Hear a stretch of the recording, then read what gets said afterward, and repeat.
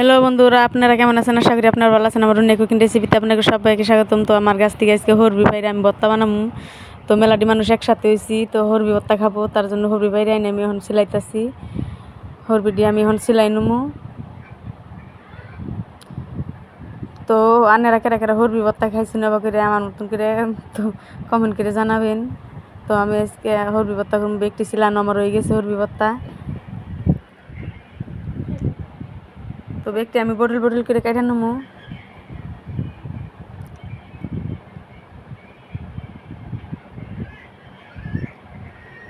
তো দেখতে পারছেন, তো আমার বটল বটল করা হয়ে গেছে। তো এখন আমি হরবিটি ভর্তা করে নেবো। কাঁচামরিচ নুন দিয়ে ডলা দিয়ে নেবো।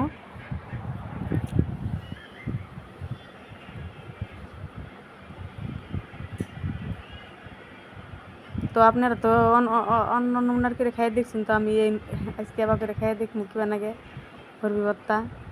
তো হরবি ভর্তা আমার হয়ে গেছে, তো বেকেরে আমি দিয়ে দিবো।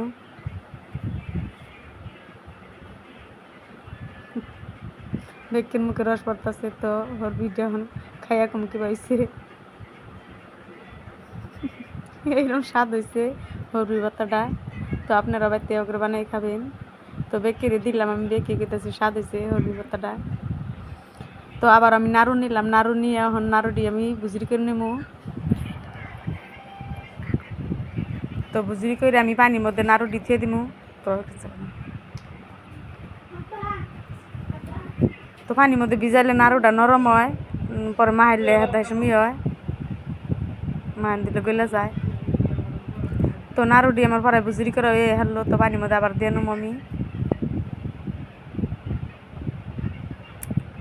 তো আপনারা কে কে বড়ির নাড়ু বানায় বাড়িতে দিন, আমার কমেন্ট করে জানাবেন যে বড়ির নাড়ু দিয়ে দেই।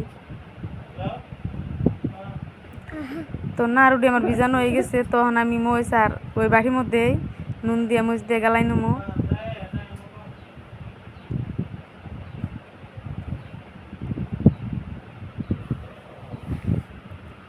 তো আবার আমি মাহাই নেবো বড়ির নাড়ুটি।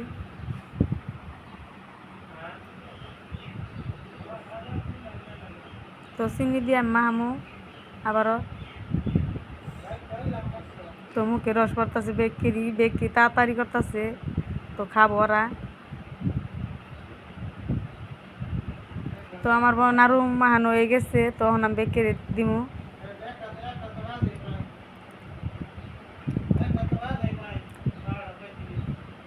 তো দেখতে পাচ্ছেন পাতায় পাতায় খাবো, বেকে পাতা নিয়ে আইতাছে।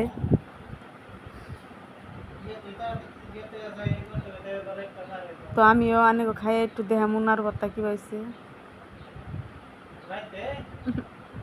এরকম স্বাদ হয়েছে। তো বেকে কইতাছে খাইয়া স্বাদ হয়েছে নাড়ু ভর্তাটা, আনেরা বাড়িতে করে বানাই খাবেন। তো আমার ভিডিওটা দেখতে পাচ্ছেন কত মানুষ নিয়ে আমি আজকে ভিডিও বানাইলাম, দেখেই নাড়ু ভর্তা খাবার নিয়ে বই দিচ্ছে।